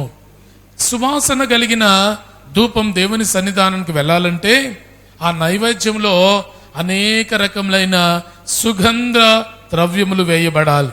ఎంతో సువాసనగా అది తీర్చిదిద్దబడాలంటే సమర్పణ సంపూర్ణంగా ఉండాలి. ఒకవేళ అక్కడ కూడా పొదుపు చేసామనుకోండి, నైవేద్యం చేయడంలో సాంబ్రాణి వేయలేదు, లేక చక్కటి గోధుమ పిండి వేయలేదు, తర్వాత ఏం వేయాలట? నూనె చేర్చలేదు, లేక ఆ సాంబ్రాణి వేయలేదు, అది సువాసన కలిగిన హోమములా దేవుని సన్నిధికి వెళ్ళదు. ఈరోజు మనం చేతులు ఎత్తడం అంటే దేవునికి సువాసన కలిగిన హోమాన్ని ఇవ్వడము. ప్రభువా, నా జీవితాన్నే మీకు సమర్పించుకుంటున్నాను, నా బ్రతుకునే మీకు సమర్పిస్తున్నానని చెప్పడానికి మనం చేతులు ఎత్తాలి. చేతులు ఎత్తడం అంటే మనల్ని మనం సమర్పించుకోవడము. అలనాడు దేవుడు ఈ నైవేద్యాలు ఎప్పుడైతే, ఈ హోమాలు ఎప్పుడైతే ఆయన సన్నిధికి చేరుకున్నాయో అప్పుడు తన ప్రజలను దీవించిన అనుభవాలు మనం చూస్తాం. ఆదికాండము 8వ అధ్యాయము, ఆదికాండము 8వ అధ్యాయము 20-21 వచనాలను మనం చూస్తే అక్కడ నోవహు దేవునికి ఇచ్చిన నైవేద్యం ఎలాంటిదో మనం చూస్తాం. అప్పుడు నోవహు యెహోవాకు బలిపీఠము కట్టి పవిత్ర పశువులన్నిటిలోనూ పవిత్ర పక్షులన్నిటిలోనూ కొన్ని తీసుకొని ఆ పీఠము మీద దహన బలి అర్పించెను. అప్పుడు యెహోవా ఇంపైన సువాసనను ఆగ్రహించి ఇక మీదట నరులను బట్టి భూమిని మరలా శపించెను.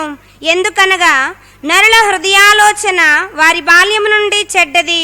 నేనిప్పుడు చేసిన ప్రకారముగా ఇకను సమస్త జీవులను సంహరింపను. ఒక మంచి వాగ్దానం నోవహు పొందుకోగలిగాడు దేవుని నుండి. అయ్యో, ఇప్పుడు నేను భూమిని శపించాను, ఇక నుంచి శపించను, ఇక నుండి భూమి మీద ఉన్న దేనిని సంహరింపదు. 150 రోజులు జలప్రలయం వచ్చింది. భూమి మీద ఉన్న ప్రతి పురుగు, ప్రతి పక్షి, ప్రతి జంతువు సర్వనాశనం అయిపోయింది. భూమి మీద ఉన్నవన్నీ నాశనం అయిపోయాయి. కారణం ఏంటో తెలుసా? దేవుడి ఉగ్రత. దేవుడి ఉగ్రత దిగి వచ్చింది.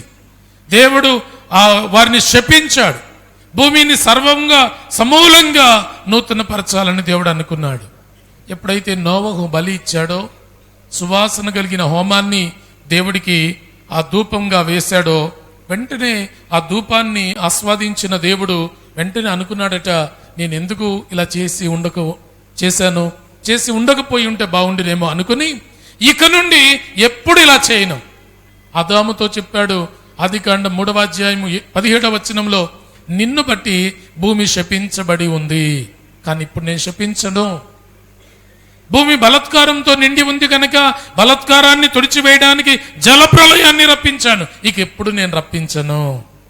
ఒక నైవేద్యం యేసయ్య మనసునే మార్చేస్తుంది. నీవు ఇచ్చే నైవేద్యం, నీవు దేవుని ఎదుట చేతులు చాపితే నీ జీవితంలో ఉన్న పరిస్థితుల్ని దేవుడు మార్చేస్తాడు. ఇప్పటి వరకు ఒకవేళ కష్టపెట్టాడేమో నిన్ను, లేక నిన్ను శ్రమకు అప్పగించాడేమో, నిన్ను శోధనకు అప్పగించాడేమో, శ్రమలలో నడిపించాడేమో, ఇక్కట్లలో నడిపించాడేమో, లోయల్లో నడిపించాడేమో, లేక భయంకరమైన శోధన వలయంలో నిన్ను పెట్టాడేమో. ఈరోజు కనుక నీవు చేతులెత్తి ఆయనకి నైవేద్యం చేస్తే దేవుడు అనుకుంటాడట, ఇంకెప్పుడు ఈ బిడ్డను నేను శోధించను, ఇంకెప్పుడు ఈ బిడ్డను నేను శపించను. ఈ నైవేద్యం అంటే దేవుణ్ణి శాంతపరచుట. దావీదు మీదికి సౌలు ఒకరోజు ఆ బహు పౌరుషంతో వస్తున్నాడు. ఆ సౌలుతో దావీదు చెప్పిన మాట ఏమిటంటే, మొదటి సమూయేలు గ్రంథం 26వ అధ్యాయము, మొదటి సమూయేలు గ్రంథం 26వ అధ్యాయము 19వ వచనాన్ని మనం చూస్తే, మొదటి సమూయేలు గ్రంథం 26వ అధ్యాయము 19వ వచనం. రాజా, నా ఏలినవాడా, నీ దాసుని మాటలు వినుము. నా మీద పడవలనని యెహోవా నిన్ను ప్రేరేపించిన ఎడల నైవేద్యము చేసి ఆయనను శాంతిపరచవచ్చును. అయ్యా సౌలు, నువ్వు నా మీద పడబోతున్నావు, నన్ను చంపాలనుకుంటున్నావు. నిజంగా దేవుడే గనక నీకు ఈ ఆజ్ఞ ఇచ్చి నువ్వు వెళ్ళి దావీదును సర్వనాశనం చేయమని చెప్పి ఉంటే, నేను ఒక నైవేద్యం ఇచ్చి నా దేవుణ్ణి ఏం చేసుకుంటాను? శాంతపరుచుకుంటాను. కానీ దేవుని మాట కాదు కదా, నీవే వస్తున్నావు నా మీదికి, నీలో పుట్టింది ఆలోచన, నీవు నన్ను నాశనం చేయడానికి వస్తున్నావు అని దావీదు వేదన పడ్డాడు. నైవేద్యము అంటే దేవుణ్ణి శాంతి పరచుట, దేవునికి సంతోషాన్ని కలిగించుట, దేవునికి నెమ్మదిని ఇచ్చుట. దేవుడు తన తీర్మానములను మార్చుకునేలా ఆయన మనస్సును మార్చడమే నైవేద్యము. ఈరోజు మనం ఇచ్చే నైవేద్యం మేకల రక్తమో, గొర్రెల రక్తమో, గువ్వల రక్తమో, లేక ఇంకేదేదో కాదు. ఈరోజు మనం ఇచ్చే నైవేద్యం ఏమిటో తెలుసా? మనలను మనము దేవునికి సమర్పించుకొని ఆయన ఎదుట చెయ్యెత్తేయడం. హల్లెలూయా. నన్ను నేను సమర్పించుకోవడం, నిన్ను నీవు సమర్పించుకోవడం సజీవ యాగంగా. రోమీలకు రాస్తూ పౌలు అంటాడు, రోమీలకు రాసిన పత్రిక 12వ అధ్యాయము 1వ వచనాన్ని మనం చూస్తే, రోమీలకు రాసిన పత్రిక 12వ అధ్యాయము 1వ వచనం. కాబట్టి సహోదరులారా, పరిశుద్ధమును దేవునికి అనుకూలమును అయిన సజీవ యాగముగా మీ శరీరములను ఆయనకు సమర్పించుకొనుడని. సజీవ యాగముగా మనల్ని మనం దేవునికి సమర్పించుకోవడమే ఆయనకి ఇష్టమైన నైవేద్యము. దేవునికి ఇష్టమైన నైవేద్యం చేయాలంటే నిన్ను నువ్వు సమర్పించుకొని ఆయన సన్నిధిలో చేతులెత్తేయాలి. ప్రభువా, ఇక నేను నీ దానను, నేను నీ వాడను, నేను నీ సొంతం, నీకే ఇచ్చేస్తున్నాను నా జీవితాన్ని, నా చేతులు, నా చూపులు, నా మాటలు, నా ప్రవర్తన, నా హృదయం, నా జీవితం నీకే అంకితం అని చెప్పడానికి మనం చెయ్యెత్తాలి. ఈరోజు దేవుని సన్నుతించడానికి నీవు చెయ్యెత్తవలసిన 5వ కారణం ఏమిటి అంటే, నిన్ను నీవు దేవునికి బలిగాను నైవేద్యంగాను అర్పించుకోవాలి. నేను చేతులెత్తుట సాయంకాల నైవేద్యము వలె ఉండునుగాక అని భక్తుడు ఎలా అన్నాడో, మనం కూడా మన జీవితాలను దేవునికి సమర్పణ చేసుకోవాలి. మనల్ని మనం దేవునికి సమర్పించుకోవాలి, సజీవ యాగముగా సమర్పించుకోవాలి. దేవునికి ఇచ్చేస్తే, మనము బలిగా ఆయనకు అర్పించబడితే ఆయన మనల్ని చూచి సంతోషిస్తాడు, ఉల్లసిస్తాడు, మన జీవితంలో మేలులు చేయడానికి ఇష్టపడతాడు. 6వదిగా మనం చేతులెత్తుటలో ఉన్న 6వ ఆంతర్యం ఏమిటి అంటే, కీర్తనకారుడు 143వ కీర్తన 143వ కీర్తన 6వ వచనాన్ని మనం చూస్తే, 143వ కీర్తన 6వ వచనం. నీ తట్టు నా చేతులు చాపుచున్నాను, ఎండిపోయిన భూమి వలె నా ప్రాణము నీ కొరకు ఆశపడుచున్నది. నా ప్రాణము నీ కొరకు ఆశపడి చేతులెత్తుచూ ఉన్నాను. చేయెత్తడంలో ఉన్న 6వ రహస్యం ఏమిటో తెలుసా? దేవుని మీద ఆశ కలిగినప్పుడు, దేవుని సహాయం కావాలి అనుకున్నప్పుడు, దేవుడు నన్ను రక్షించాలి, నాకు సహాయం చేయాలి అని అనుకున్నప్పుడు ఆయన వైపు మనం చేతులు చాపాలి. చేయి చాపడంలో ఉన్న మొదటి ఆంతర్యం ఏమిటి? పశ్చాత్తాపడుతున్నాను అని చెప్పడం. రెండవది దేవుని వాక్యాన్ని అంగీకరిస్తున్నాను అని చెప్పడం. మూడవది దేవుని నేను ఆరాధిస్తున్నాను, గణపరుస్తున్నాను అని అర్థం. నాలుగవది ప్రార్థిస్తున్నాను అని చెప్పడానికి. ఐదవది నైవేద్యముగా నన్ను నేను సమర్పించుకుంటున్నాను అని చెప్పి. ఆరవదిగా ప్రభువా నీ సహాయం నాకు కావాలి అని చెప్పి. చెయ్యెత్తడము అంటే దేవుని సహాయాన్ని కోరటం, దేవుని సహాయం కొరకు ఎదురు చూడటం. మన దేవుడు ఎవరట? 46వ కీర్తన మొదటి వచనాన్ని మనం చూస్తే, దేవుడు మనకు ఆశ్రయమును దుర్గమునై ఉన్నాడు, ఆపత్కాలములో ఆయన నమ్ముకొనదగిన సహాయకుడు. ఆపత్కాలంలో నమ్ముకొనదగిన సహాయకుడు. నీకు ఎప్పుడు కష్టం వచ్చిందో, నీకు ఎప్పుడు బాధ వచ్చిందో, నీకు ఎప్పుడు వేదన వచ్చిందో ఆ వెనువెంటనే సహాయం చేసే దేవుడు మన దేవుడు. నీకు కష్ట సమయం వచ్చిందా? నీకు ఇంకా శక్తి లేని స్థితిలో నీవు ఉన్నావా? ఈ శోధన జయించలేని స్థితిలో నీవు ఉన్నావా? ఈ బాధలు భరించలేని స్థితిలో నీవు ఉన్నావా? చేతులు ఎత్తేయి, దేవుడు అద్భుతం సహాయం చేస్తాడు. అద్భుతంగా నీకు నాకు సహాయం చేస్తాడు. ఆయన కొరకు ఆశతో కనిపెట్టుకోవడమే చేతులెత్తడం. ఎవరైతే ఆశతో కనిపెట్టుకుంటారో వారికి తప్పకుండా సహాయము చేసే దేవుడు మన దేవుడు. ఆయన వైపు చేతులు చాపాలి. నిర్గమకాండం 17వ అధ్యాయము 11వ వచనాన్ని మనం చూస్తే అక్కడ వ్రాయబడుతున్న మాట, మోషే తన చెయ్యి పైకెత్తినప్పుడు ఇశ్రాయేలీయులు గెలిచిరి. మోషే తన చెయ్యి దింపినప్పుడు అమాలేకీయులు గెలిచిరి. ఇక్కడ చూసారా? చెయ్యి ఎత్తుతే ఇశ్రాయేలు గెలిచారు, చెయ్యి దించుతే అమాలేకీయులు గెలిచారు. అమాలేకీయులు అంటే ఇశ్రాయేలుకు శత్రువులు. ఈ రోజు నీ శత్రువు ఓడిపోవాలంటే నీ చేతులు దేవుని వైపు చాపబడి ఉండాలి. అప్పుడు దేవుని సహాయం నీలోనికి వస్తుంది. అప్పుడు దేవుని సహాయం వలన నీవు శత్రువును జయించగలుగుతావు. చెయ్యి దించావా, శత్రువు జయిస్తాడు, శత్రువు నిన్ను ఓడిస్తాడు, శత్రువు పై చేయి సాధిస్తాడు. అందుకేనట మనం ఎప్పుడు దేవుని సహాయం కొరకు ఎదురు చూస్తూ ఉండాలి. నాకు జ్ఞానం ఉంది, నాకు అనుభవం ఉంది, నాకెంతో తెలుసు, ఇలాంటి కష్టాలు ఎన్నో పడ్డాను, ఎన్నోసార్లు ఇలాంటి ప్రతికూల పరిస్థితులు నాకు వచ్చాయి, నాకేం పర్వాలేదు, నేనే జయిస్తాను అనుకుంటే ఓడిపోతావు. ప్రతిదినం చేతులెత్తి దేవుని సహాయాన్ని కోరుకోవాలి. మన జీవితంలో దేవుడు లేకుండా మన విజయం సాధించలేము. యోహాను అంటాడు, యోహాను రాసిన మొదటి పత్రిక 5వ అధ్యాయము 4వ వచనాన్ని మనం చూస్తే, యోహాను రాసిన మొదటి పత్రిక 5వ అధ్యాయము 4వ వచనములో వ్రాయబడిన మాట ఏమిటో తెలుసా? దేవుని మూలముగా పుట్టిన వారందరూ లోకమును జయిస్తారు. లోకమును జయించిన విజయం మన విశ్వాసం. నువ్వు చేయెత్తడం అంటే దేవునిపై విశ్వాసం పెంచుకోవడం, దేవునిపై నిరీక్షణ కలిగి ఉండడం. నా దేవుడు ఉన్నాడు, యుద్ధం ఆయనే చేస్తాడు, యుద్ధం ఆయనదే. నా జీవితంలో ఈ యుద్ధ పోరాటంలో, లేక ఈ భయంకరమైన పరుగులో, ఈ భయంకరమైన ప్రతికూలతలో నాకు సహాయం చేయవాడు ఆయనే అని చెప్పడమే చేతులు పైకెత్తడము. అందుకే భక్తుడు అన్నాడు, నీ మీద ఆశ పెట్టుకొని నీ కొరకు నా చేతులు ఎత్తుతున్నాను ప్రభువా, మీరే సాయం చేస్తారు.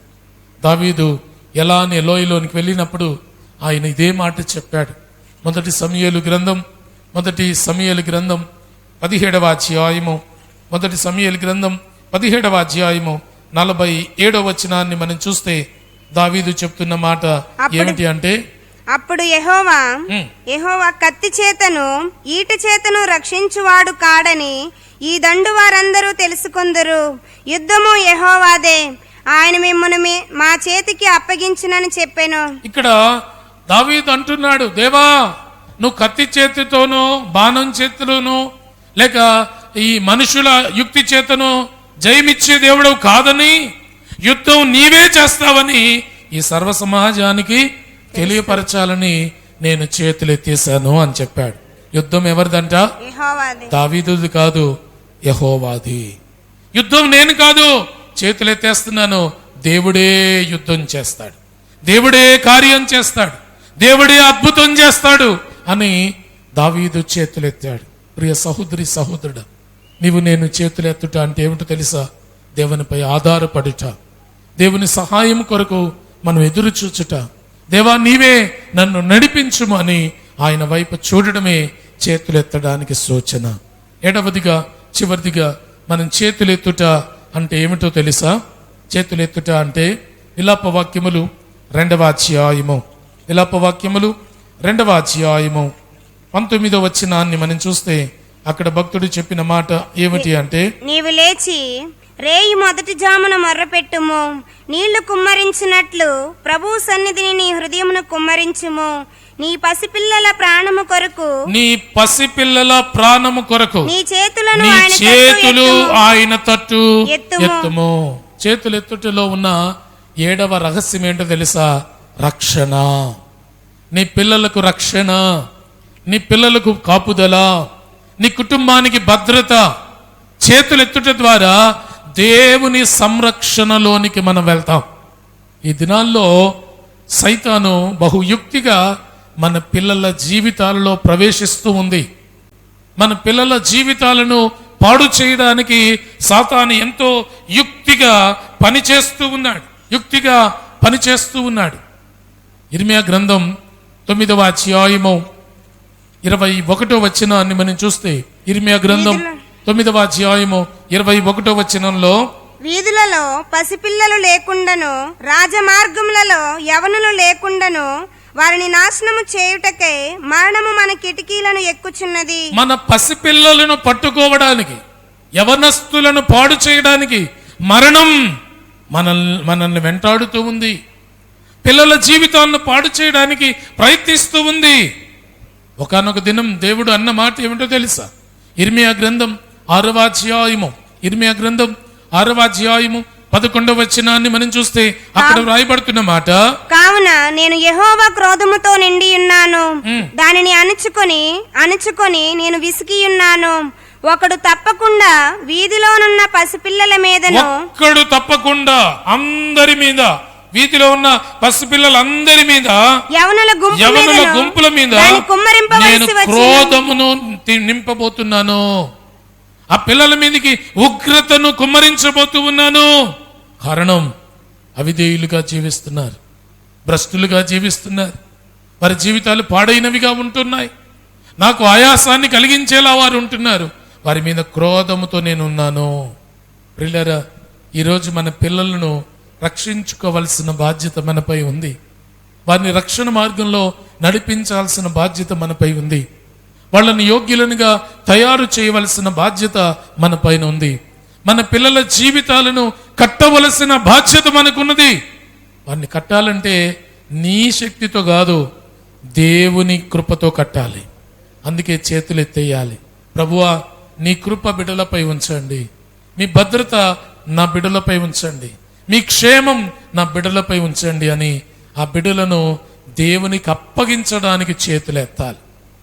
ఎందుకంటే కీర్తనకారుడు అంటాడు, 32వ కీర్తన 10వ వచనం, భక్తిహీనులకు అనేక వేదనలు కలుగుచున్నవి, యెహోవా యందు నమ్మిక ఉంచు వానికి కృప ఆవరించి ఉంటది. వాడికి ఏ కీడు రాదు, వాడికి ఏ బాధ ఉండదు. యెహోవాను నమ్ముకొని సురక్షితంగా మన పిల్లలు ఉండేలా వారిని మనం తయారు చేయాలి. మన పిల్లల భవిష్యత్తుల కొరకు దేవుని దగ్గర చెయ్యెత్తాలి. ప్రభువా, వారి భవిష్యత్తును మీరే దిద్దండి. మనకిష్టమైనట్లుగా మన పిల్లల్ని నడిపించడం కాదు, మనకిష్టమైనట్లుగా కార్పొరేట్ కాలేజీలో వాళ్ళని చదివించి ఆలయానికి దూరం చేసేసి, దేవుడికి దూరం చేసేసి, ఆలయానికి కూడా రాకుండా, ఆదివారం ఆలయానికి రాకుండా, సండే స్కూల్కి రాకుండా, యూత్ మీటింగ్కి రాకుండా వాళ్ళని పూర్తిగా ఎక్కడో ఉంచితే చివరికి భ్రష్టత్వమే మనకు మిగులుతుంది. అందుకేనట దేవుని సముఖంలో చెయ్యెత్తడం అంటే, నా పిల్లలను నీకు అప్పగిస్తున్నానయ్యా, మీరే మీ చిత్తానుసారంగా వారిని నడిపించండి, మీ కృపతో వారిని భద్రపరచండి, మీ కృపలో వారికి సురక్షితమైన జీవితాలను అనుగ్రహించండి అని చెప్పడం. యెషయా గ్రంథం 13వ అధ్యాయము, యెషయా గ్రంథం 13వ అధ్యాయము 16వ వచనాన్ని మనం చూస్తే, యెషయా గ్రంథం 13వ అధ్యాయము 16వ వచనం, వారు చూచుచుండగా వారి పసిపిల్లలు నలుగగొట్టబడుదురు, వారి పసిపిల్లలు నలుగగొట్టబడుదురు, వారి ఇండ్లు దోచుకొనబడును, వారి భార్యలు చెరపబడతారు. ఎప్పుడైతే దేవునికి అప్పగించవో, నీవు చూస్తుండగానే ఊరిలా నీ పిల్లల జీవితాలు పాడైపోతాయి. నీవు చూస్తుండగానే పిల్లల జీవితాలు సర్వనాశనం అయిపోతాయి. అందుకేనట దేవుని దగ్గర చెయ్యి ఎత్తేసేయాలి. ప్రభువా, నా పిల్లలు కాదు, వారు నీ పిల్లలు. వారు నా వలన బ్రతకూడదు, మీ వలన బ్రతకాలి. వారు నా కనుసైగలో ఉండకూడదు, మీ కృపలో వారు ఉండాలి. మీ కొరకే బిడ్డలు నేను పెంచుతున్నానయ్యా అని చెప్పడానికి మనం దేవుని దగ్గర చెయ్యెత్తాలి. కనుక చేతులెత్తి ఆయనను స్తుతించే వారముగా మనం ఉండాలి. చేతులెత్తి ఆయన్ని ఘనపరిచే వాళ్ళంగా ఉండాలి. ద్వితీయోపదేశ కాండంలో భక్తుడు అన్నాడు, ద్వితీయోపదేశ కాండం 6వ అధ్యాయము 7వ వచనంలో, ఆ బిడ్డలకట నీవు నీ కుమారులకు వాటిని అభ్యసింపజేసి దేవుని వాక్యాన్ని అభ్యసింపజేయాలి. నీ ఇంట కూర్చున్నప్పుడు త్రోవను నడిచినప్పుడు పండుకున్నప్పుడు లేచినప్పుడు వాటిని గూర్చి మాట్లాడాలి. ఈ వాక్యాల గురించి మాట్లాడుకునేలా చేయాలి. సూచనగా పిల్లలకి వాక్యం చెప్పాలి, పిల్లలకి వాక్యం నేర్పించాలి, పిల్లలు వాక్యం గురించి మాట్లాడుకునేలా చేయాలి. తర్వాత సూచనగా వాటిని నీ చేతికి కట్టుకొనవలెను, అవి నీ కన్నుల నడుమ బాసికము వలె ఉండవలెను. నిన్ను చూస్తే దేవుని వాక్యం నీ బిడ్డలకు కనబడాలి. నిన్ను చూస్తే దైవ ప్రత్యక్షత బిడ్డలకు కనబడాలి. అలా ఉండడానికి మనకు చెయ్యెత్తాలి. కనుక చేతులెత్తి దేవుణ్ణి సన్నుతించడం అంటే, ఈ చేతులు ఎత్తడంలో 7 ఆంతర్యాలు ఉన్నాయి, 7 నిర్ణయాలు ఉన్నాయి. ఆ 7 నిర్ణయాలు తీసుకున్న తర్వాతనే చెయ్యెత్తాలి. ఊరికి అందరు చెయ్యెత్తారు గనుక నేను చెయ్యెత్తి దేవునికి స్తోత్రం అంటాను, నేను కూడా చెయ్యెత్తి హల్లెలూయాలు చెప్తాను కాదు. చెయ్యెత్తినప్పుడు నీలో 7 తీర్మానాలు రావాలి. ఏమిటవి? మొదటిగా నీ గతాన్ని గురించి నువ్వు పశ్చాత్తాపపడాలి. రెండవదిగా నీవు దేవుని మాటను అంగీకరిస్తున్నావు అని రూఢిగా చెప్పాలి. మూడవదిగా నీవు దేవుణ్ణి స్తుతించడానికి, ఆరాధించడానికి ఇష్టపడి చేతులు పైకెత్తాలి. నాలుగవదిగా నీవు ప్రార్థిస్తున్నాను, నేను ప్రార్థిస్తాను అని తెలియపరచడానికి, యోగ్యంగా ప్రార్థిస్తున్నానని చెప్పడానికి నీ చేతులు పైకెత్తాలి. ఐదవదిగా నేను నైవేద్యంగా దేవునికి సమర్పించుకుంటున్నాను అని చెప్పడానికి చెయ్యెత్తాలి. నిన్ను నీవు సమర్పించుకోవడానికి నిర్ణయించుకోవాలి. ఆరవదిగా నీవు దేవుని సహాయము కోరి, దేవుని కృపను కోరుతూ నీవు చేతులెత్తాలి. ఏడవదిగా నీ పిల్లల భవిష్యత్తుల కొరకు, నీ పిల్లల రక్షణ కొరకు నీవు దేవుని వైపు చేతులెత్తాలి. 7 నిర్ణయాలు మనం తీసుకుంటే చెయ్యెత్తి దేవుని సన్నుతించగలం, చెయ్యెత్తి దేవుని ఘనపరచగలం, చెయ్యెత్తి దేవుణ్ణి ఘనపరచగలం. అందరూ లేచి నిలబడదామా? మన జీవితాన్ని ఒకసారి పరిశోధించుకుందామా? కీర్తనకారుడు చెప్తూ ఉన్నాడు, మీ చేతులెత్తి యెహోవాను సన్నుతించుడి. ఈరోజు నువ్వు ఏ చెయ్యి ఎత్తుతున్నావు? ఎలాంటి స్థితిలో ఎత్తుతావు? ఎలాంటి నిర్ణయంతో వస్తావు? ఎలాంటి తీర్మానంతో నీ చేతులు దేవుని వైపు చాపుతావు? ఒకసారి ఆలోచించుకుందామా? మనల్ని మనం పరీక్షించుకొని యోగ్యముగా దేవుని సన్నిధానంలో ఆయనను సన్నుతించే వారంగా, ఆయన గణపరిచే వారంగా, ఆయన పొగిడే వాళ్ళంగా, ఆయన గొప్ప చేసే వారంగా ఉందాం.